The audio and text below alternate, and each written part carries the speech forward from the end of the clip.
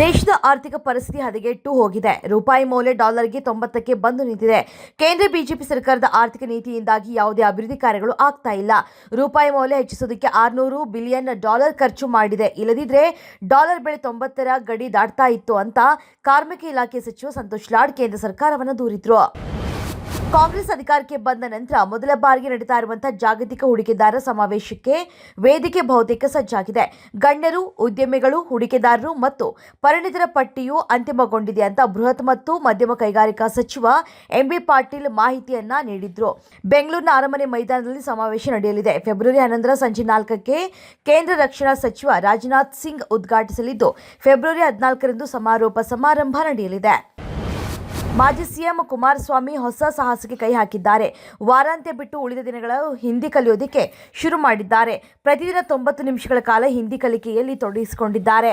ಸಚಿವರು ಇನ್ಮುಂದೆ ಆನ್ಲೈನ್ ಮೂಲಕ ಹಿಂದಿಯನ್ನು ಕಲಿತಾ ಇದ್ದಾರೆ. ಹಿಂದಿ ಕಲಿಕೆಗಾಗಿಯೇ ಬೋಧಕರನ್ನ ನೇಮಿಸಿಕೊಂಡಿದ್ದು, ಹಿಂದಿ ಬರವಣಿಗೆ ಹಾಗೂ ಸುಲಭವಾಗಿ ಹಿಂದಿಯಲ್ಲಿ ಮಾತನಾಡುವುದನ್ನು ಅವರು ಹೇಳಿಕೊಡಲಿದ್ದಾರೆ. ಲೋಕಸಭೆಯಲ್ಲಿ ಹಿಂದಿಯಲ್ಲಿ ಮಾತನಾಡೋದಕ್ಕೆ ಹಾಗೂ ತಮ್ಮ ವಿಚಾರಗಳನ್ನು ಮಂಡಿಸೋದಕ್ಕೆ ಕಷ್ಟವಾಗ್ತಾ ಇರೋದ್ರಿಂದ ಕುಮಾರಸ್ವಾಮಿಯವರು ಈ ನಿರ್ಧಾರವನ್ನು ಕೈಗೊಂಡಿದ್ದಾರೆ. ದೆಹಲಿಯ ಜನ ಭ್ರಷ್ಟಾಚಾರ ಮತ್ತು ಸುಳ್ಳುಗಳಿಂದ ಬೇಸತ್ತಿದ್ದರು. ಅವರು ಉತ್ತಮ ಆಡಳಿತವನ್ನು ಬಯಸುತ್ತಾರೆ, ನಾಟಕೀಯತೆ ಅಲ್ಲ. ಪ್ರಧಾನಿ ನರೇಂದ್ರ ಮೋದಿ ಅವರು ಶನಿವಾರ ಆಮ್ ಆದ್ಮಿ ಪಕ್ಷದ ವಿರುದ್ಧ ವಾಗ್ದಾಳಿಯನ್ನು ನಡೆಸಿದ್ರು.